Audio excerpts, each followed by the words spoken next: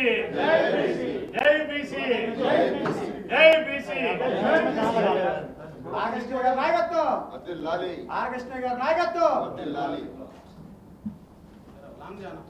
బీసీల ఐక్యత బీసీల ఐక్యత బీసీల ఐక్యత పార్లమెంటులో బీసీ బిల్లు పార్లమెంట్ లో బీసీ బిల్లు వెంటనే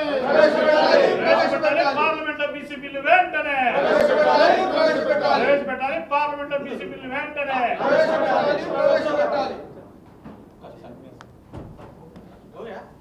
మనం ఓట్లు వేయకుండా ఎవరు గెలవాడు ఇదవా ఓటు గెలిపించే మనకు శక్తి ఉన్నది ఓడగొట్టే శక్తి కూడా మనకు ఉన్నది అది మీరు మర్చిపోతారు ఏడోళ్ళు చిన్న చిన్న తగాదాలు పడి మనం కొట్లాడవచ్చు ఇప్పుడు మా దగ్గర కూడా ముగ్గురం నిలబడి ఉంటే నేను మహేష్ మధుగాసి నిలబడితే మళ్ళీ వేరే కూడా వస్తుండు అందుగురించి నేను అన్న హుజురాబాద్ మహేష్ కిందికి వెళ్ళి వచ్చిండు నేను ఆల్రెడీ పీసీసీ చేసిన నా పీరియడ్లో ఎంతోమంది బీసీ నాయకులను తయారు చేసిన ఎస్సీలు తయారు చేసిన మనోనికి అవకాశం ఇచ్చిన వచ్చు అదే ఆడ ఎవరు ఏది బండి సంజయ్ ఈటల రాజేందర్ ఇద్దరు కొట్లాడిపోతే ఇద్దరు పోతున్న మూడు వచ్చినా లేదా ఇక పేరు ఎందుకు చెప్పాలి మనలో ఐక్యత ఉండాలి వీడ కూడా మనం ఐక్యతగా బీసీల యూనిటీ అయితే మనం సాధిస్తాం బీసీలలో మళ్ళీ డివైడర్ అవుతూ ఎవరు దుక్కున మాడున్నా బీసీ అనేది కులాలు ఉన్నాయి అందరి కానీ మొదలు జేబీసీ దాని తర్వాత జై మున్నూరు కాపు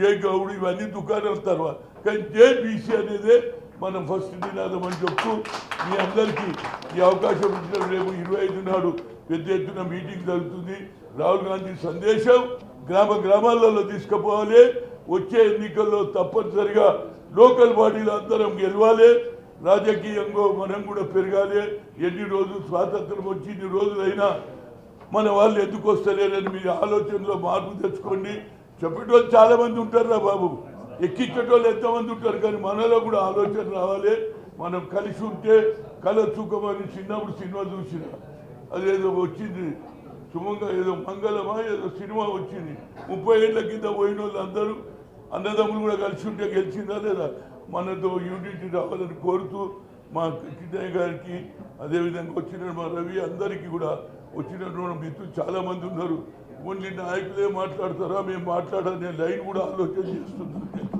ఏమైనా వీళ్ళే మాట్లాడుతున్నా అంటూ రాలేదా కనుక మీకు కూడా అవకాశం ఇవ్వాలని కోరుతూ సెలవు తీసుకుంటున్నాను థ్యాంక్ యూ రైట్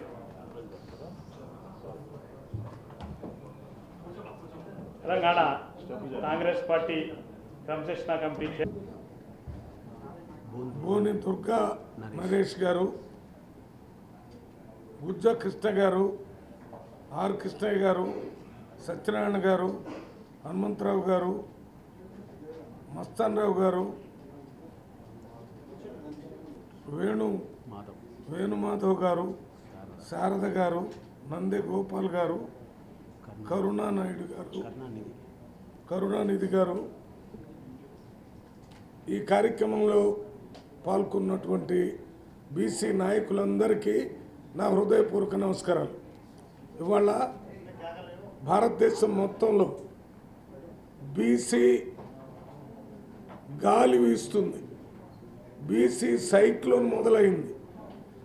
ఈ సమయంలోనే బీసీలకు రావాల్సినటువంటి హక్కుల్ని సాధించుకునేటటువంటి అవకాశం ఉంది. ఇంతకుముందు భారతదేశ చరిత్రను ఒకసారి చూసినట్టయితే భూ సంస్కరణలు రావాలంటే స్వతంత్రం రాగానే భూ సంస్కరణలు రాలేదు. దాని మీద చాలా కాలం కమ్యూనిస్ట్ పార్టీలు పేద ప్రజలందరూ పోరాటం చేసినప్పుడు ప్రజల్లో ఒక పోరాట పటిమ కనపడ్డప్పుడు ఈ సమయంలో ఇక భూ సంస్కరణలు లేకపోతే ప్రజలు తిరుగుబాటు చేస్తారని ఆ రోజుల్లో ఇందిరాగాంధీ భూ సంస్కరణలు తెచ్చారు. అదే రకంగా బ్యాంకుల మీద దాడి చేసే పరిస్థితి వచ్చి బ్యాంకుల్లో డబ్బు మాది మాకు కూడా రావాలని ప్రజల్లో చైతన్యం వచ్చినప్పుడు బ్యాంకుల జాతీయకరణ కూడా జరిగింది. అదే రకంగా 100 రోజులు పని ఇవ్వకపోతే మరి ఊళ్ళల్లో ఉన్నటువంటి డబ్బు ఉన్న వాళ్ళ ఇంటి మీద దాడి చేసే పరిస్థితి వస్తుందన్నప్పుడు పార్లమెంటులో బిల్లు పెట్టి 100 రోజులు పని వచ్చే కార్యక్రమం జరిగింది. ఇవన్నీ ఒక ఉదాహరణ చెప్తున్నాను. ఇవాళ బీసీలు ఎంతో కాలంగా అసలు మొదట్లో రాజ్యాంగం రాసేటప్పుడే అంబేద్కర్ గారు ఎస్టీలకి రిజర్వేషన్ ఇచ్చినట్టుగా బీసీలకు కూడా రిజర్వేషన్ ఇవ్వాలని వారు రాజ్యాంగ సభలో మాట్లాడితే ఆనాడు ఉన్నటువంటి రాజ్యాంగ సభ సభ్యులు వారికి మనం స్వతంత్రం వచ్చి రాజ్యాంగం అమల్లోకి వచ్చిన తర్వాత బీసీ కమిషన్ వేసి ఆ లెక్కల ప్రకారం వారికి రిజర్వేషన్ ఇవ్వాలని చెప్పి ఆ రోజు రిజర్వేషన్ పెట్టకుండా ఆపటం జరిగింది. అయితే దాని తర్వాత 4-5 కమిటీలు వేశారు. మండల కమిషన్ వచ్చింది. మండల కమిషన్ వచ్చినప్పుడు మండల కమిషన్కి అనుకూలంగా కొంతమంది ఉద్యమం చేశారు, వ్యతిరేకంగా చాలామంది వ్యతిరేకం చేశారు. దాని తర్వాత పివి నరసింహారావు గారి టైంలో సీతారాం కేసరి గారు సోషల్ జస్టిస్ మినిస్టర్గా ఉన్నప్పుడు మరి 27% రిజర్వేషన్ని ఆ మండల కమిషన్ రిపోర్ట్ ప్రకారం అమలు చేయటం జరిగింది. అది అయిపోయింది. అది మొదటి దశ. ఇప్పుడు రెండో దశలో ప్రజల్లో నుంచి ప్రతి స్టేట్ నుంచి దీని మీద బీసీలకి రిజర్వేషన్ కావాలనే ఆలోచన వచ్చినప్పుడు ఈ మధ్యకాలంలో రాహుల్ గాంధీ గారు భారత్ జోడో యాత్రతోని మరి 4500 కిలోమీటర్లు నడిచినప్పుడు ప్రజలు వారి సమస్యలు ముఖ్యంగా బీసీలందరూ వారు చెప్పేటటువంటి విషయాలు రాహుల్ గాంధీ గారు గుర్తించి ఆయన ఒక మాట చెప్పాడు, మనం క్యాస్ట్ సెన్సస్ చేసినట్టయితే దానివల్ల సమాజంలో ఉన్న అన్ని కులాల పరిస్థితి మనకు తెలుస్తుందని ఆ క్యాస్ట్ సెన్సస్ చేయటం అనేది అత్యవసరమైన కార్యక్రమం అని మొన్న జరిగినటువంటి 23 తెలంగాణ ఎలక్షన్ కంటే ముందు వారు మన తెలంగాణ రాష్ట్రంలో చెప్పారు, భారతదేశం మొత్తంలో చెప్పారు. ఈ కులగణన అనేది భారతదేశ ప్రజలు అనే దానికి ఒక కంప్లీట్ హెల్త్ చెకప్ లాంటిది. ఒక వ్యక్తి హెల్త్ చెకప్ చేసుకుంటే అతని కంటికేమైంది, కాలుకేమైంది, చేతికేమైంది, మెదడుకేమైంది, మొత్తం బాడీ చెకప్ చేసుకోవడానికి మనం 5,000 రూపాయలు చెప్పి ఏ రకంగా హాస్పిటల్లో చేపిస్తామో ఈ క్యాస్ట్ సెన్సస్ చేయటం వల్ల ఏ కుల వాళ్ళకి ప్రభుత్వ ఉద్యోగాలు వచ్చినాయి, ఏ కుల వాళ్ళు రాజకీయ పదవులు పొందారు, ఏ కుల వాళ్ళు వాళ్ళకు ఉద్యోగాలు వచ్చినాయి, ఏ కుల వాళ్ళు చదువుకున్నారు, మనం క్యాస్ట్ ఒక్కటే తీసుకోవటం కాకుండా ఆ క్యాస్ట్ యొక్క బ్యాక్గ్రౌండ్ను కూడా మరి అత్యంత శాస్త్రీయంగా ఈ కులగణన కార్యక్రమాన్ని చేసి నిరూపించారు మన రేవంత్ రెడ్డి తెలంగాణ రాష్ట్రంలో. అది చేసి నిరూపించడమే కాకుండా ఆ రిపోర్ట్ని అసెంబ్లీలో పెట్టి 56% బీసీలు ఉన్నారని, ఒక్క 15% ఓసీలు ఉన్నారని సైంటిఫిక్గా చేసినటువంటి సర్వే తర్వాత చెప్పారు. ఇంతకుముందు మేము ఎక్కువ అని చెప్పేటటువంటి వాళ్ళు ఏమీ మాట్లాడకుండా మొత్తం లెక్కలు చేసి 100 మంది ప్రభుత్వ అధికారులతో 50 రోజులు సర్వే చేసి దాన్ని సైంటిఫిక్గా ప్రజెంట్ చేయడమే కాకుండా ఇప్పుడు 42% ఇంతకుముందు ఉన్నటువంటి ప్రభుత్వం బీఆర్ఎస్ ప్రభుత్వం 35% ఉన్నటువంటి రిజర్వేషన్ని 22%కి తగ్గించి ఎన్నికలు పెట్టిన సంగతి మనకు అందరికీ తెలుసు. బీసీలకి ఆ రోజు కూడా బీసీలు చాలా ఉద్యమం చేసినా దాన్ని లెక్క చేయకుండా ఎన్నికలు పెట్టారు, దాని ఫలితాన్ని అనుభవించారు. వచ్చిన ఎన్నికల్లో వారికి వచ్చినటువంటి రిజల్టే బీసీలు కోపంగా ఉన్నారని తెలిసిపోయింది. ఇవాళ అన్ని పార్టీలు కూడా బీసీలకు రిజర్వేషన్ ఇవ్వాలనే దాని మీద అనుకూలంగా ఉన్నాయి. అందువల్లనే ఈ క్యాస్ట్ సెన్సస్ పెట్టి 42% రిజర్వేషన్ ఇవ్వాలన్న దానికి అన్ని పార్టీలు తెలంగాణ అసెంబ్లీలో సపోర్ట్ చేసినాయి. ఆ పార్టీలన్నిటికీ కూడా మేము కృతజ్ఞతలు తెలియజేస్తున్నాం. ఎందుకంటే ఈ బిల్లు పెట్టడం ఎంత ముఖ్యమో అపోజ్ చేయకుండా చూడాల్సిన బాధ్యత కూడా ఉంది.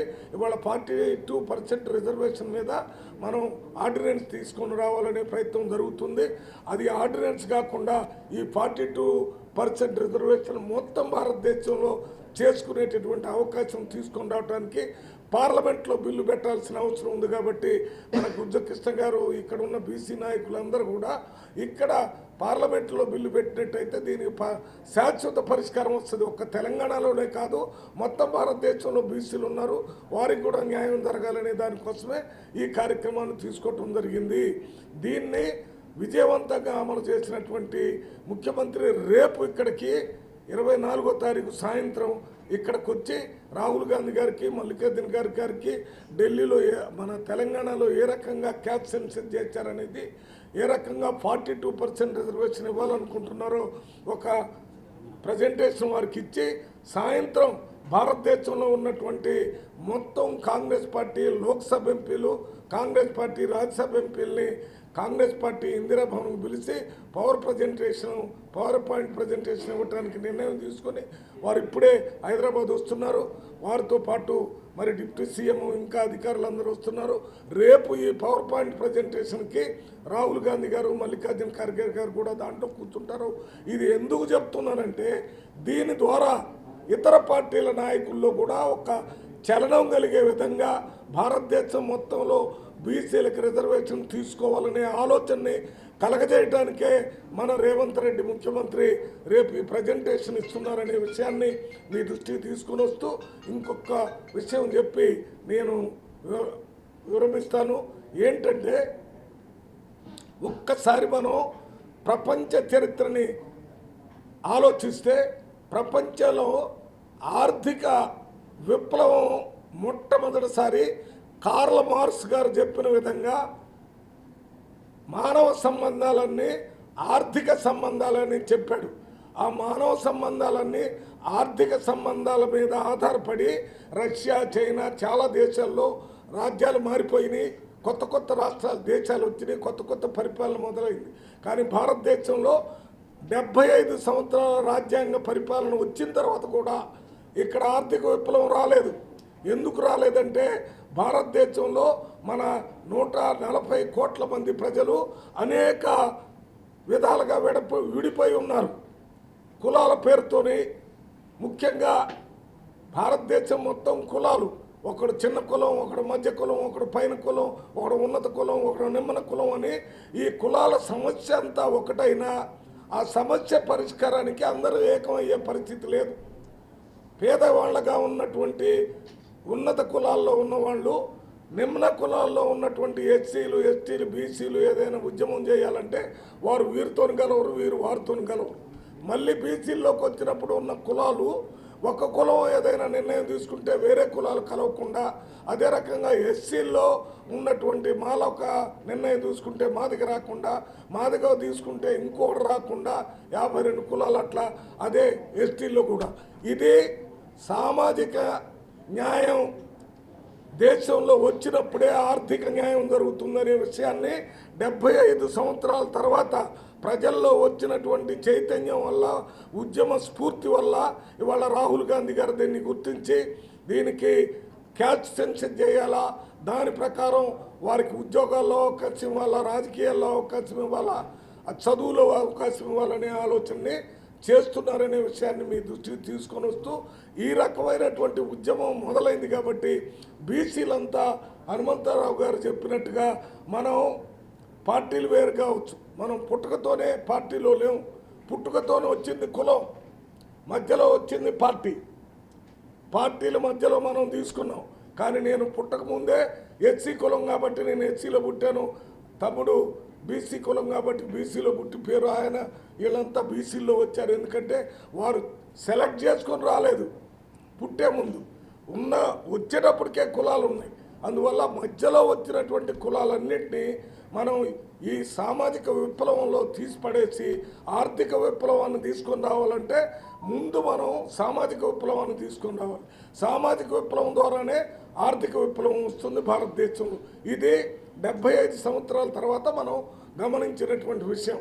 దీని మీద అందరం ఏ పార్టీకి సంబంధించిన వాళ్ళైనా ఇది తీసుకొని వస్తే నిజంగా నిలకడగా ఉండేటటువంటి సోషల్ జస్టిస్, సామాజిక న్యాయము, మరి అందరికీ న్యాయం జరిగేటటువంటి అవకాశం ఉంటుంది.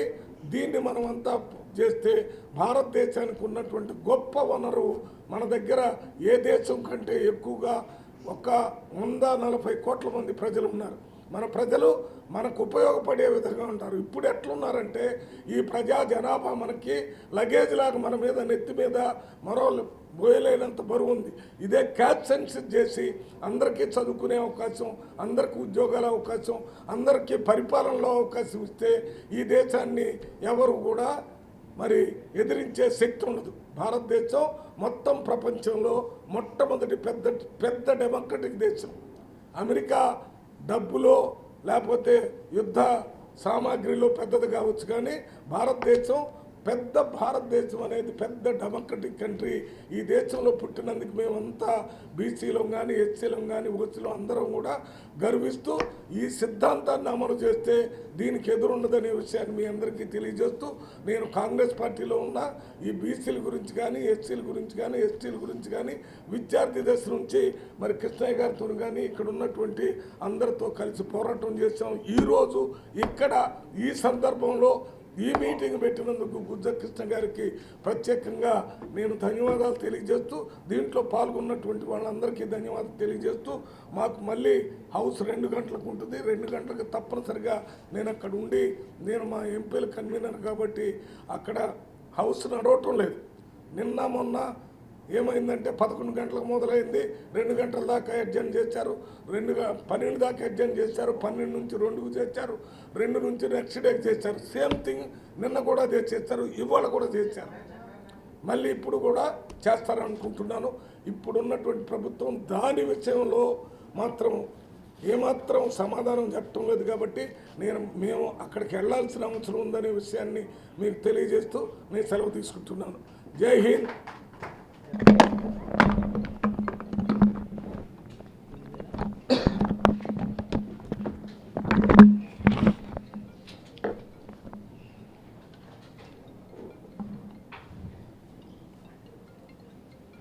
నేషనల్ ఓబీసీ సమావేశానికి అధ్యక్షత వహించిన నరేష్ గారికి, నా సహచర రాజ్యసభ సభ్యులు కృష్ణయ్య గారు, బీదా మస్తానరావు గారు, ఈ యొక్క సమావేశాన్ని ఏర్పాటు చేసినటువంటి కృష్ణయ్య గారు అందరికీ కూడా పేరు పేరున నా యొక్క నమస్కారాలు తెలియజేస్తూ, ఇది రాజకీయ వేదిక కాదు, నేను రాజకీయాల గురించి మాట్లాడేటటువంటి పరిస్థితి కాదు. కొన్ని విషయాలు ఇక్కడ ఉన్నటువంటి వారికి తెలియజేసేటటువంటి ప్రయత్నం చేస్తాను. నాకున్నటువంటి అనుభవం దృష్ట్యా 4.5 దశాబ్దాల కాలం పాటు భారతీయ జనతా పార్టీకి ఏ రకంగా అయితే పనిచేశానో బీసీ సంఘాలకు కూడా అదే చిత్తశుద్ధితో నేను పనిచేస్తున్నటువంటి నా అనుభవాన్ని అనేక మార్లు ప్రభుత్వం దగ్గర ప్రస్తావించినటువంటి విషయాలన్నీ కూడా మీతో పంచుకునే ప్రయత్నం చేస్తానని చెప్పి తెలియజేస్తూ, మొట్టమొదట బీసీలకు సంబంధించినటువంటి గణాంకాలకు సంబంధించిన విషయాల గురించి ప్రస్తావించారు. 1931 ఆఖరి సంవత్సరం అనే పాయింట్ చెప్పారు.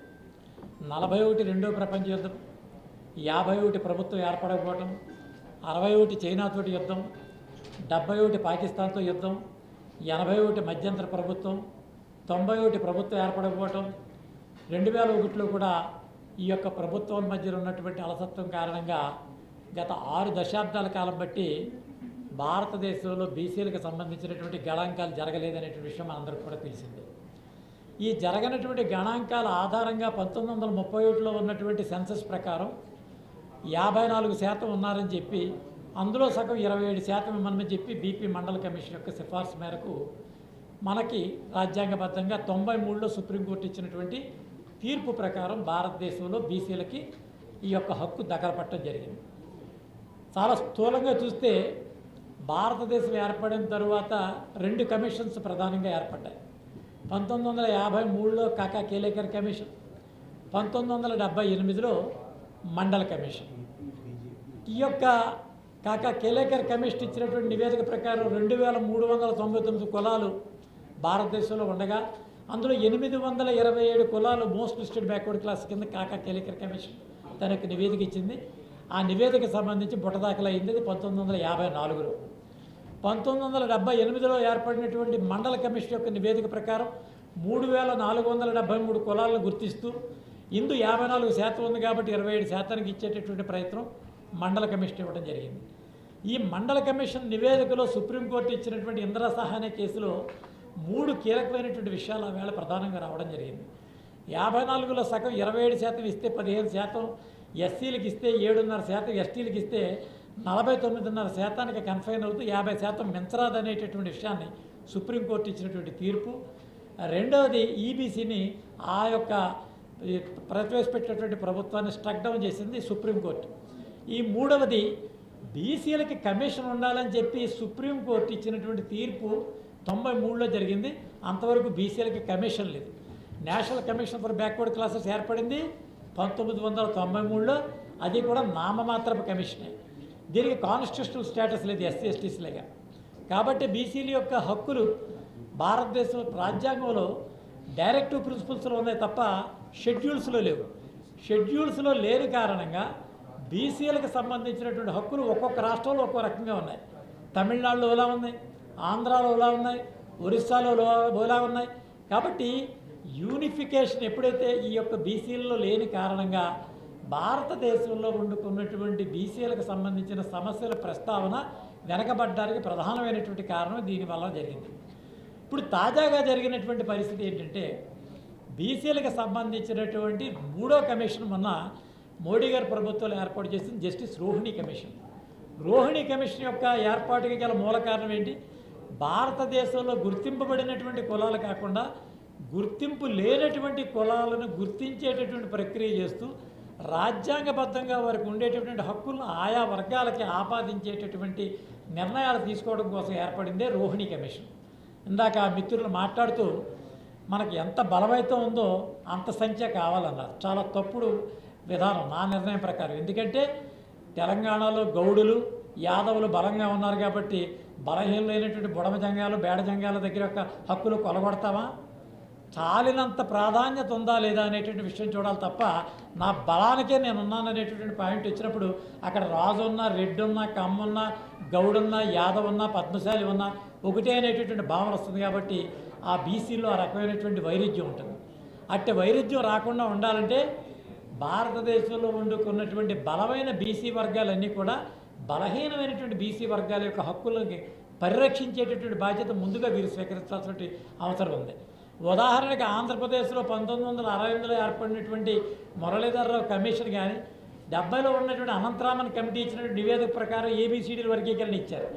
ఏబిసిడి వర్గీకరణలో ఏ కేటగిరీలో ఉన్న చోట నోటిఫైడ్ కమ్యూనిటీస్ కొన్ని ఉన్నాయి. నోడమిక్, సెమీ నోడమిక్ అండ్ డీనోటిఫైడ్ కమ్యూనిటీస్ అని. ఈ కమ్యూనిటీ సంచార, అర్ధ సంచార విముక్తి జాతులు సుమారు 28 జాతులు ఉన్నాయి. మందుల, కరికి మొక్కల, మరి పల్లంకి ఈ రకమైనటువంటి జాతులు ఏవైతే ఉన్నాయో వీరు ఈ రోజుకి సంచార జీవితాలు గడుపుతూ ఉన్నారు. వారికి రాజకీయ భాగస్వామ్యం లేదు. ఇంతవరకు ఉన్నటువంటి రాజకీయ భాగస్వామ్యం ఎవరు అనుభవించారయ్యా అంటే ఆంధ్రప్రదేశ్ కన్ఫైన్ అయి చెప్తున్నాను. గౌడులు, యాదవులు, అదే రకంగా కోస్తా తీరంలో ఉన్నటువంటి అగ్నికుల క్షత్రియులు, కొద్దిగా బలంగా ఉన్నటువంటి పద్మశాలీలు, ఈ రకమైనటువంటి 5-6 కులాలు ఉన్నాయి తప్ప 145 కులాల్లో 8 కులాలు అనుభవించి మిగిలిన కులాలు అనుభవించినప్పుడు వారు బీసీలను చెప్పుకోవడం తప్ప బీసీల్లో ఉన్న ఒకటి, మరి ఎస్సీల్లో ఉన్న ఒకటి, ఓసీల్లో ఉన్న ఒకటి. కాబట్టి అక్కడ ఏకీకరణ జరగలేదనేటువంటి విషయాన్ని ఇక్కడ మనం అన్నట్టు అందరూ కూర్చున్నటువంటి ఈ మేధావర్గం అంతా కూడా ఆలోచన చేయాల్సిన అవసరం ఉంది. కాబట్టి వారి యొక్క సంక్షేమాన్ని దృష్టిలో పెట్టుకుని రాజ్యాంగబద్ధంగా సంక్రమించేటటువంటి హక్కులు పైనుంచి కాదు అట్టడుగు స్థాయి నుంచి రావాలి. ఇదే అంత్యోదయ అనేటటువంటి ఆలోచన చిట్ట చివరి వ్యక్తికి అందేటటువంటి ప్రయత్నం చేయాలి. ఆ రకమైనటువంటి యోచన కావాల్సిన అవసరం ఉంది. దాన్ని పరిశీలించేటటువంటి ప్రయత్నం చేయాలి.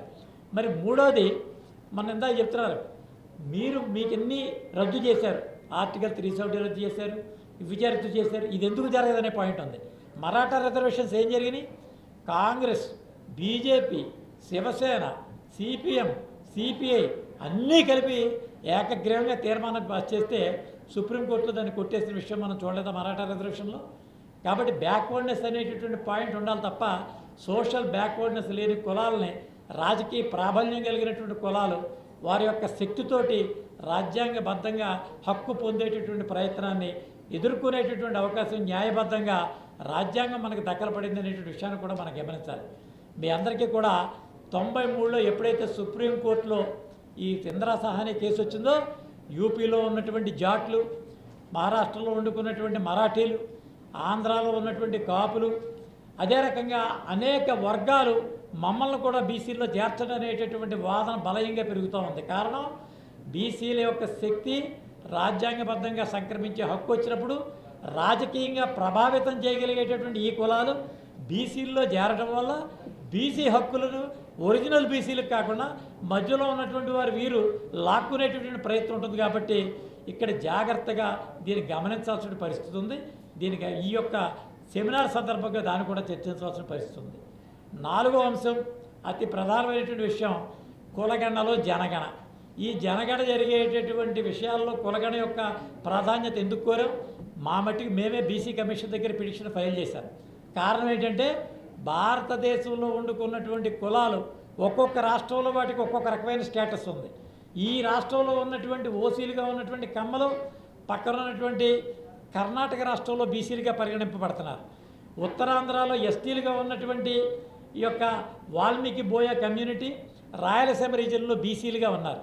ఈ రకమైనటువంటి వైరుధ్య భావం కలిగినటువంటి కులాలు ఒక్కొక్క ప్రాంతంలో బీసీలుగా ఉన్న కారణంగా భారతదేశంలో వలసకి రెస్ట్రిక్షన్ లేదు కాబట్టి ఇక్కడ ఉన్నటువంటి కమ్మలందరూ కర్ణాటక వెళ్ళి బీసీలుగా వారి హక్కును పొంది వారి జాతీయ ఓబీసీలో సభ్యులుగా చేరితే బీసీలకు సంబంధించిన మొత్తం IIIT, IIT, NIT అన్ని సీట్లు వాళ్ళకి వెళ్ళి మనం నోరుకి వెళ్ళబెట్టేటువంటి పరిస్థితి ఉంటుంది. కాబట్టి ప్రభుత్వం రేపు జరగబోయేటటువంటి గణాంకాల విషయంలో దీని మీద స్పష్టత కావాలని చెప్పి మేము పిటిషన్ ఫైల్ చేసేటువంటి విషయాలు ఉన్నాయి. ఎందుకు జరగదంటే జరగడానికి కలిగినటువంటి నష్టాలు గత 7 దశాబ్దాలు కాబట్టి పట్టించుకోలేదు, కాబట్టి బీసీల్లో సరైనటువంటి ఆలోచన విధానం లేదు, కాబట్టి ఈ జరిగినటువంటి నష్టాలన్నీ జరిగేటువంటి ప్రమాదం ఉంది. కాబట్టి ఈ విషయాలన్నీ కూడా పరిగణలో తీసుకోవాలి.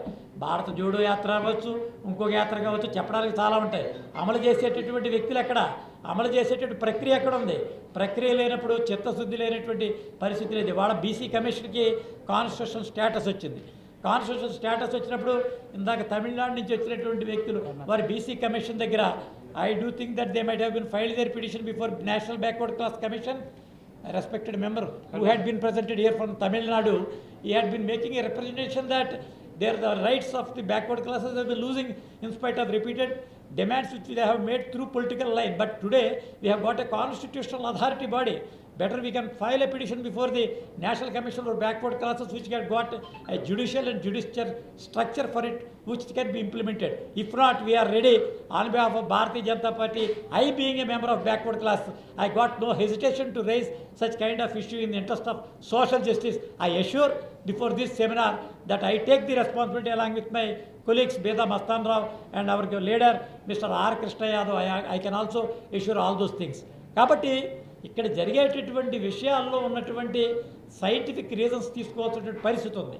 ఈ సైంటిఫిక్ రీజనింగ్ లేకుండా కేవలం పొలిటికల్ అట్రిబ్యూషన్ చేస్తే జరిగేటువంటి విషయాలు కావు. Steps are going on carried with constitutional authority. So they are making our steps. In spite of that every backward class leaders must have a clean vision. What was the document that has to be submitted by an individual member? Is it confined for educational qualification, or is it confined for legal qualification, or some other qualifications? All these things should be stipulated on that. The financial setbacks, the economical setbacks, everything should be shown in that so that we can have it. But one thing we have to take into consideration is that the backward classes lists were in 3 types. One is the state list, the other one is the central list, the third one is the concurrent list.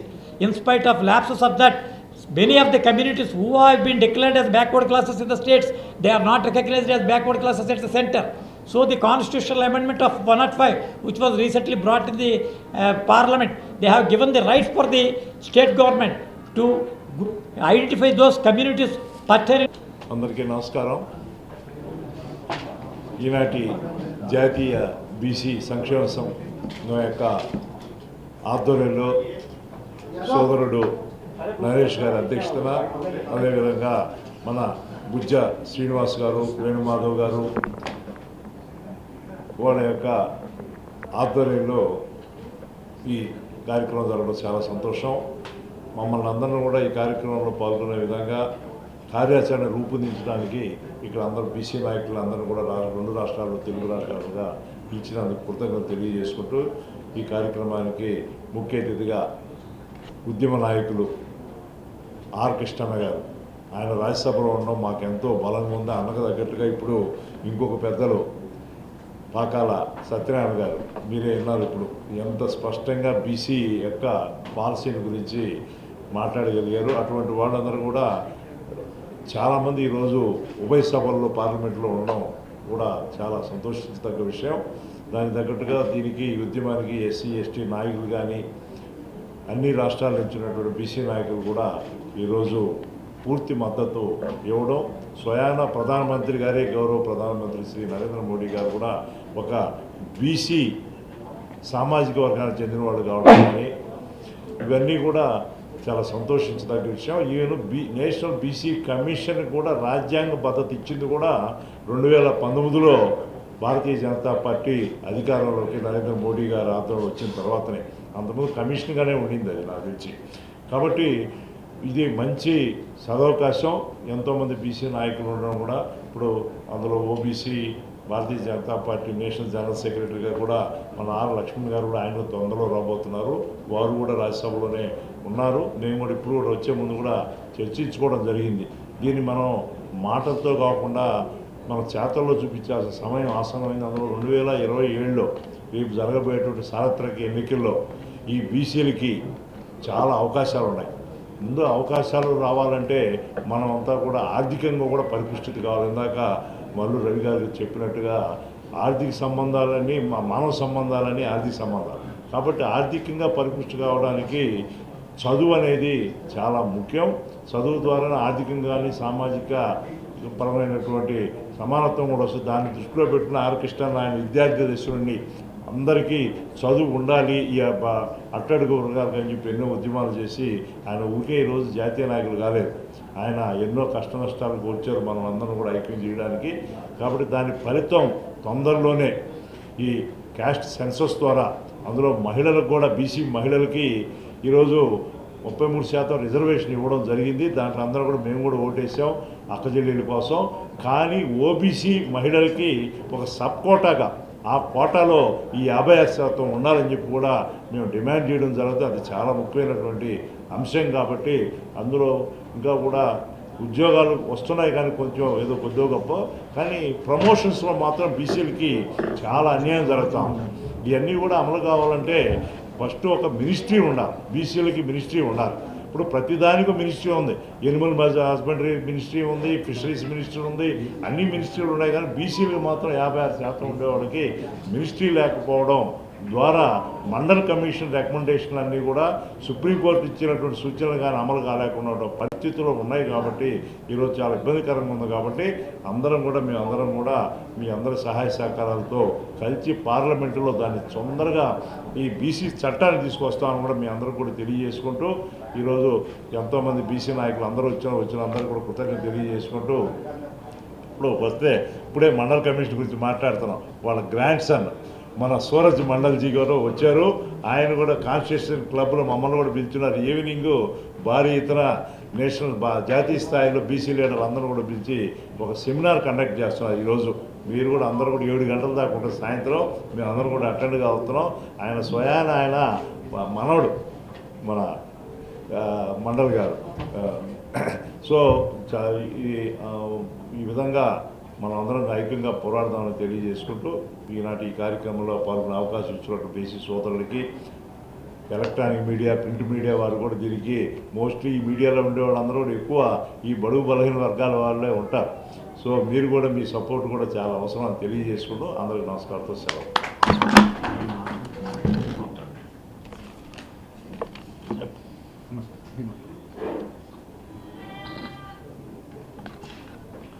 కార్యక్రమానికి అధ్యక్షత వహించిన Andhra Pradesh BC సంక్షేమ సంఘం అధ్యక్షుడు నరేష్ గారికి, అదేవిధంగా ఈ కార్యక్రమానికి ముఖ్య అతిథులకు వచ్చినటువంటి బీద మస్తానరావు గారికి, అదేవిధంగా సత్యనారాయణ గారికి, ఇద్దరు మాట్లాడింది చూశారు. మంచి కమిట్మెంట్ ఉన్న నాయకుడు. అదేవిధంగా గుజ్జకృష్ణ, ఇంకా కర్రి వేణుమాధవ్, అదేవిధంగా అనేక మంది మన సూరజ్ మండల్, మన మల్లు రవి, హనుమంతరావు వాళ్ళందరూ వచ్చిపోయారు. అదేవిధంగా ఇక్కడ కార్యక్రమానికి వచ్చిన సోదరులందరికీ పేరున నా యొక్క హృదయపూర్వక నమస్కారాలు. మనము అంచెలుగా దేశంలో ఎక్కడ లేని విధంగా 2 తెలుగు రాష్ట్రాల్లో మనం 1975లోనే బీసీ ఉద్యమాన్ని స్టార్ట్ చేశాం. మొట్టమొదటి ఉద్యమం సైంటిఫిక్గా జరిగింది. ఎజెండాతో ఉద్యమం చేశాం. ఏదైనా అలాల్ తప్ప ఉద్యమం చేయలేదు. పేద కులాలు చదువుకోవాలి. 50 ఏళ్ళ కింద ఎట్లుండే పరిస్థితి అయితే చదువుకునే పరిస్థితి, హాస్టల్ సీట్ వస్తే స్కాలర్షిప్ వస్తే తప్ప చదువుకునేటువంటి పరిస్థితి. అట్లా ఆ రోజు అన్నం లేని పరిస్థితి, పప్పుల నూనె లేని పరిస్థితి, పేదరికం ఉన్నటువంటి రోజుల్లో స్కూళ్ళు లేవు. హాస్టళ్ళు లేవు, స్కాలర్షిప్లు లేవు. అట్లాంటి పేద పరిస్థితి. మన స్కూళ్ళల్లో కూడా అమెరికా గోధుమ రవ్వ వస్తుండే. అప్పుడు చదువుకునే పరిస్థితి ఏమాత్రం లేదు ఆ దశ లోపల. అప్పుడు కొన్ని 200-300 ఎస్సీ హాస్టల్ ఉండే. నియోజకవర్గంకు ఒకటి, అట్లా 2 నియోజకవర్గాలకు ఒక హాస్టల్ ఉండే. అప్పుడు చదివే పరిస్థితి లేదు. అట్లాంటి పరిస్థితిలో నేను ఒక ఎస్సీ హాస్టల్లో ఆలోచించిన. మా అమ్మ నాన్న చనిపోయారు. అయితే ఎస్సీ హాస్టల్లోకి పోయి చదివినప్పుడు నాకు బాధ అనిపించింది. ఏమిరా, అనేక బీసీ కులాలు, చాకరోళ్ళు, మంగళోళ్ళు, వడ్డెరోళ్ళు, గొర్రె కాపరులు, నేత కార్మికులు, చాలామంది ఊళ్ళో పేద కులాలు ఉన్నాయి. వీళ్ళు చదువుకోకపోతే ఎట్లా? వీళ్ళ లోపల మా స్కూల్లో, కాలేజీలలో కొన్ని కులాలు నేత కార్మికుల పిల్లలు క్లాస్ ఫస్ట్ వస్తుంది. అరే, ఇంత ఫస్ట్ వస్తున్న పిల్లలు తిండికి తినలేదు, మధ్యాహ్నం కారం రొట్టె తెచ్చి తింటున్నారు. ఇవన్నీ చూస్తే ఎట్లా ఉండదు, చదివించాలంటే ఎట్లా అని చెప్పి ప్రభుత్వంతో ఆ రోజే హాస్టళ్ళు పెట్టాలి, గురుకులాలు పెట్టాలి, స్కాలర్షిప్లు ఇవ్వాలని చెప్పి 1974-75లోని కలెక్టరేట్ మీద దాడి చేశాం. రంగారెడ్డి, హైదరాబాద్ కలిసి ఉండే పోయి 200 మందితోటి తుక్కుగా వడగొట్టాం. అప్పుడు వెంగళరావు ముఖ్యమంత్రి కూడా పిలిపించాడు. అందరి మీద కేసులు పెట్టారు. కొద్దిగా స్కాలర్షిప్లు పెంచాడు, హాస్టల్ ఇస్తారని చెప్పి మాట ఇచ్చాడు. కానీ అదే స్పిరిట్ తోటి ఉద్యమాలు కంటిన్యూ చేశాం. 77-78 కన్నా మంచి నెట్వర్క్ తయారు చేసుకున్నాం. 78 సెప్టెంబర్ 20 నాడు 2000 మంది విద్యార్థులకు ట్రైనింగ్ ఇచ్చి ఎన్నోసార్లు ధర్నాలు చేసినాం. మా రోగా హాస్టల్ పెట్టాలి, స్కాలర్షిప్లు ఇవ్వాలి, ఫీజులు మాఫీ చేయాలని ఎన్ని ఉద్యమాలు చేసినప్పుడు చెన్నారెడ్డి ముఖ్యమంత్రి సరిగ్గా చేయలే. హాస్టల్ ఇవ్వమంటే ఇవ్వలేదు, స్కాలర్షిప్లు పెంచమంటే పెంచలేదు, ఉద్యమం ఫీజులు మాఫీ చేయమంటే జీవోలు తీయలేదు, బీసీ జాబితా అప్పుడప్పుడే వచ్చింది, రిజర్వేషన్లు ఇంప్లిమెంట్ చేయమంటే చేయలేదు. ఇట్లా అనేక ఇబ్బందులు గురి చేశారు. చేస్తుంటే వీళ్ళు ఇట్లా తిన్నారు. ఒక్కసారి అసెంబ్లీ మీద దాడి చేయాలని 78లో సెప్టెంబర్ 27 పేపర్ చూడాలి. ఆల్ ఇండియాలో ఫ్రంట్ పేజీలో హెడ్లైన్స్ ఉంటాయి. న్యూస్ 2000 మందికి ట్రైనింగ్ ఇచ్చి ఉస్మాన్ యూనివర్సిటీ 20 బస్సులు హైజెక్ చేసి బీసీ హాస్టల్లో, ఎస్సీ హాస్టల్లో బస్సులు నింపుకొని వచ్చి డైరెక్ట్ గేట్ కాడది 2000 మంది దిగి ఆ బ్యాగులలో ఇన్ని రాళ్ళు, కంకర రాళ్ళు పెట్టుకొని జేబులల్లో రాళ్ళే, బ్యాగులలో రాళ్ళు తీసుకొని వాళ్ళకి అంతకుముందే ట్రైనింగ్ ఇచ్చినాం. ఆ గేట్ కాడ దిగిందంటే 100 మంది పోలీసులు ఉంటారు. ఎందుకు చెప్తున్నంటే ఉద్యమం ఇట్లా చేయాలని చెప్పడం లేదు, ఎన్ని కష్టాలు పడ్డారో చెప్తున్నా. ఇప్పుడు చెప్తే ఇప్పుడు కూడా ఉద్యమాలు అంటే నడవై. అప్పుడు అది చేసినప్పటికీ హాస్టల్ వచ్చాయి. ఆ విధంగా దిగి దాని ఇట్లా గేట్లు మూస్తారు, పోలీసులు ఉంటారు, సోనియర్ ఇట్లా అంతా ట్రైనింగ్ ఇచ్చినాం. డిస్పర్స్ కావాలి, డిస్పర్స్ అయితే పోలీసులు కూడా డిస్పర్స్ అవుతారు. గేట్ దుంకి పోయి మనం అసెంబ్లీ అడగటారు. అట్లే ప్లాన్ ప్రకారం చేసినాం. గేట్ దుంకినాం, పోయినాం లోపలికి. 2000 మందితో అసెంబ్లీ తుక్కు అలవచ్చాం. అప్పుడు గౌతమ్ చెన్నై గారు అసెంబ్లీలో ట్రోల్ చేయడం, అనేక మంది నాయకులు లోపల అందరూ మూలకు పోయి నతికారు. చెన్నారని నెత్తి గుద్దుకున్నాడు. ఏంటి ఎట్టొచ్చారు వీళ్ళంతా. అదే రోజు సాయంత్రం మేము ఉస్మాన్ యూనివర్సిటీలో లా కాలేజీ చదువుతున్నా. అప్పుడు ప్రెసిడెంట్ కూడా ఉన్నా, నేను భారీ మెజార్టీతో గెలిచిన. ఆ రోజుల్లో ప్రెసిడెంట్ గెలవడం అంత ఈజీ కాదు. అప్పుడు ఏబీపీలు ఉన్నా, ఆర్ఎస్ఎస్ ఏబీపీలో చాలా పెద్ద ఎత్తున ఆర్గనైజేషన్ కూడా ఉన్నప్పుడు పిలిపించారు. సాయంత్రం పోయినాం. అడిగారు చెన్నారెడ్డి, కృష్ణయ్య ఎందుకు అసెంబ్లీ లోపలికి వచ్చి పరగొట్టారు అని అడిగాడు. ఆయన పెద్ద దారికారి, అంత చేసినా గట్టిగా అడిగాడు. ఎందుకు చెప్తున్నంటే ఎక్కడ మూలం స్టార్ట్ అయింది. అయితే నేను చెప్పిన ధర్నాలు ఎందుకయ్యారు, మీరు వచ్చి అడిగి ఇస్తే కదా. 10 సార్లు అడిగినా ఇంతుంది మీ దగ్గర ఫైల్. చేయలేదు. ధర్నాలు చేసినాం, చేయలేదు. మంత్రి ఇంటికాడ చేసినాం, చేయలేదు. అందుకే గుర్తింపు కోసం చేసినామంటే ఏం కావాలన్నాడు, హాస్టల్ కావాలి, ఎన్ని కావాలన్నాడు, 500 చలో ఇస్తాను. స్కాలర్షిప్లు అప్పటి వరకు 100 మంది దరఖాస్తు చేస్తే 10 మంది కూడా రాకుండా. ఎంతమంది అంటే నా 50% మందికి ఇవ్వాలి అన్నాడు. 50 కాదు కానీ 30% మందికి అని ఓకే అన్నాడు. ఇట్లా ఆ రోజు స్టార్ట్ అయింది డిమాండ్. ఆ తర్వాత వరుసగా కూడా అనేక ఉద్యమాలు చేసినాం. లంచాలంచంగా ఉద్యమాన్ని విస్తరింపజేసినాక గురుకుల స్కూళ్ళు కావాలి, హాస్టళ్ళు బాగలేవని ఉద్యమం చేసినాం. స్కాలర్షిప్లు అందరికీ వాళ్ళని చేసినాం, స్టడీ సర్కిల్ పెట్టాలని. చదువుకుంటేనే పేద కులాలు డెవలప్ అవుతాయి. బీసీలు చదువుకోవడం ద్వారానే డెవలప్ అవుతారని ఉద్యమం చేసే ఉద్యమాన్ని విస్తరింపజేసినాం. దేశంలో ఈరోజు ఎక్కడ లేని విధంగా 2 తెలుగు రాష్ట్రాల్లో 6,000 ఎస్సీ ఎస్టీ బీసీ హాస్టళ్ళు ఉన్నాయి, 1,500 గురుకుల పాఠశాలలు ఉన్నాయి. ఈ దేశంలో ఎక్కడ లేవు, ప్రపంచంలో కూడా ఎక్కడ లేవు. ఆ స్కీమ్ పెట్టించుకున్నాం మనం, గురుకుల పాఠశాలలు. ఆ తర్వాత అనేక రాష్ట్రాలు పెట్టాలని చూసే కానీ పెట్టలేకపోయాయి. ప్రతి ఒక్కరికి ఆ స్కాలర్షిప్ వచ్చేటట్టు పెట్టుకున్నారు.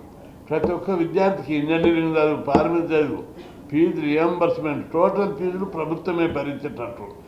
చదివేటప్పుడు కౌన్సిలింగ్లో సీట్ వచ్చి జాయిన్ అయితే ఒక సర్టిఫికేట్ ఉంటే చాలు, ఒక్క పైసా ఫీజు కట్టకుండా జాయిన్ అయ్యేటట్టు మనం జీవోలు తెప్పించుకొని ఈ స్కీమ్ ద్వారా ఈరోజు 2 తెలుగు రాష్ట్రాల్లో అద్భుతంగా మనం చదువుకుంటున్నాం.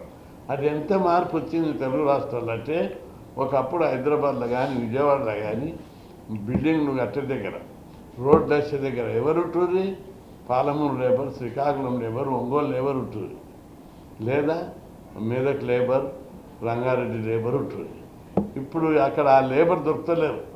ప్రతి ఒక్కరు చదువుకోవడం వల్ల ఇప్పుడు అక్కడ ఎవరున్నారు? ఒరిస్సా లేబర్, బీహార్ లేబర్, ఇంకా మధ్యప్రదేశ్ లేబర్, యూపీకేలు కూడా వచ్చి చేస్తున్నారు తప్ప తెలంగాణ కానీ ఆంధ్రప్రదేశ్ లేబర్ ఎక్కడ దొరుకుతలేరు. అది నాకు ఇప్పుడు ఎట్లా వచ్చింది ఈ ఐడియా అంటే, ఇంతకుముందు స్పీచ్లు ఎప్పుడు చెప్పేవాడిని కాదు. మొన్న టీవీలో అనలైజ్ చేసాడు ఒక ప్రొఫెసర్, ఇక్కడ బీసీ ఉద్యమం బలంగా ఉంది అంటున్నారు. ఒక నాయకుడు విమర్శించాడు, కృష్ణయ్య చేసిన ఉద్యమం ఏమి ఉద్యమయ్యా? స్కాలర్షిప్లు, హాస్టళ్ళు, గురుకుల, అది ఉద్యమమా? రాజ్యాధికారం కావాలని, ముఖ్యమంత్రులు కావాలని మాట్లాడితే ఆ ప్రొఫెసర్ ఏమన్నారు, కృష్ణయ్యదే నిజమైన ఉద్యమం, చదువు ద్వారానే సమాజంలో మౌలికమైన మార్పు వస్తుంది. ఒకప్పుడు ఈ అపార్ట్మెంట్ కట్టి దగ్గర పాలమూరు లేబర్, శ్రీకాకుళం లేబరు, ప్రకాశం జిల్లా లేబర్ ఉంటుంది. ఇప్పుడు ఇక్కడే బీహార్కి వస్తున్నారు, ఛత్తీస్గఢ్కి వస్తున్నారు, ఒరిస్సాకి. ఈ మార్పు ఎందుకు వచ్చిందని ప్రొఫెసర్ అందరిని అడిగినారు. అది చదువు వల్ల. ప్రతి ఒక్కరు చదువుకుంటున్నారు, ఇంజనీరింగ్ చదువుతున్నారు, హాస్టల్ ఉంటున్నారు, గురుకులాల్లో చదువుతున్నారు. గురుకులాలు ఈరోజు 9 లక్షల మంది చదువుతున్నారు, హాస్టల్లో ఈరోజు 8 లక్షల మంది పిల్లలు చదువుతుంటారు ఎవ్రీ ఇయర్. ఈ విధంగా సమాజం లోపల మౌలికమైన మార్పు వస్తుంది. ఇది గొప్ప మార్పు. బీహార్కు ముఖ్యమంత్రి ఎప్పటి నుంచి ఉన్నారు అంటే, ముఖ్యమంత్రులు కావద్దని కాదు. ఉత్తరప్రదేశ్ ముఖ్యమంత్రులు బీసీలు ఎప్పటి నుంచి 34 ఏళ్ళ నుంచి ఉన్నారు. తమిళనాడు అయితే 50 ఏళ్ళ నుంచి బీసీల ముఖ్యమంత్రులు ఉన్నారు. కర్ణాటకలో 10 మంది బీసీలు ముఖ్యమంత్రులు అయ్యారు. కేరళలో బీసీలు ముఖ్యమంత్రులు అయ్యారు. అక్కడ ఇవన్నీ వచ్చినాయని అడిగిరు. రాలేదు. ఉద్యమం లోపల విధానాలు ముఖ్యం, వ్యక్తులు ముఖ్యమే, అది కూడా ముఖ్యమే, వ్యక్తి గౌరవమే కుల గౌరవం. కానీ దాంతోపాటు విధానాలు కూడా ఉండాలి అని అక్కడ చర్చ జరిగింది. కాబట్టి మనం ఉద్యమం ఎజెండాతో చేసుకుంటూ వచ్చాం. ఇప్పుడు ఇవన్నీ అయినాక ఇప్పుడు ఏమడుతున్నాం మనం? రాజ్యాధికారం పేద కులాలకు దక్కాలని. అందుకే ఈరోజు ప్రధాన అంశమైనటువంటి మనది ఇక్కడ టాపిక్ ఏంటంటే, మనకు కేంద్ర ప్రభుత్వం ఏం చేయాలని చర్చ పెట్టారు. కేంద్ర ప్రభుత్వం మీరందరూ ఒకటి దృష్టి పెట్టుకోవాలి. బీజేపీ ప్రభుత్వము మౌలిక విధానాలన్నీ బలైన వారు, అంత్యోదయ అట్టడుగు మనిషిని మొదలు డెవలప్ చేయాలి. అయితే అది ప్రచారం ఉండదు, అది ప్రాక్టికల్ ఉంటుంది. మీరు అందరూ చూశారు, మనం ప్రధానమంత్రి బీసీ కావాలని ఏంటో కొట్లాడాం 76 ఏళ్ళల్లో. ఎప్పుడన్నా ఏ పార్టీ, అనేక పార్టీలు, ఈ పార్టీ ఆ పార్టీ, నేనన్నా ఎవరిని అటు చేయదాచుకోలేదు. కానీ ఎవరన్నా బీసీని ప్రధానమంత్రిని చేశారా? ఒక బీజేపీ పార్టీ బీసీని ప్రధానమంత్రి చేసింది. అది చిన్న విషయం కాదు. అది బీజేపీ లాంటి పార్టీ దేశ సమగ్రత, దేశం ముఖ్యం, సమాజం ముఖ్యం, వ్యక్తి నిర్మాణం ముఖ్యం, పేదరికం నిర్మూలించడం ముఖ్యం, దేశ సంపద సృష్టించడం ముఖ్యం. ఈ మౌలిక విధానాలతోటి భారతదేశంలో అగ్రదేశంగా రూపొందించాలని కృషి చేస్తున్నటువంటి ఆ పార్టీ ఒక బీసీని ప్రధానమంత్రిని. కమ్యూనిస్టులు వర్గము కులం మాట్లాడతారు. వర్గం అంటే బీద వర్గం, కులం అంటే బీద కులాలు. ఈ రెండు ఎవరు పాటించారు ప్రాక్టికల్గా? మోడీకి 2 అప్లై అవుతుంది. వర్గము బీద వర్గం నుంచి వచ్చాడు, ఓ గుడిసెలో పుట్టిన ప్రధానమంత్రి అయ్యాడు. ఇక కులము ఓ బీసీ కులం. 2 అప్లై చేపించి 2 అంశాలు జోడించి ప్రధానమంత్రి మోడీని బీజేపీ పార్టీ చేసేది. మనమందరం ఏకీభవించాలి. అదేవిధంగా ప్రధానమంత్రి నరేంద్ర మోడీ వచ్చినాక మనము నా దగ్గర 18 డిమాండ్లతోటి మెమరాండాన్ని మనం పెట్టాము. అది దేశంలో ఎవ్వరు కూడా 18 డిమాండ్లను కోడిపై చేయలే. మనం చేసిన ప్రధానమంత్రి నరేంద్ర మోడీ అందరూ పోయి కలిసినాం. అప్పటి వరకు ఒక్క డిమాండ్ కూడా మనకు 18 డిమాండ్ అట్టే వస్తున్నాయి 15-20 ఏళ్ళ నుంచి. నరేంద్ర మోడీ గారితో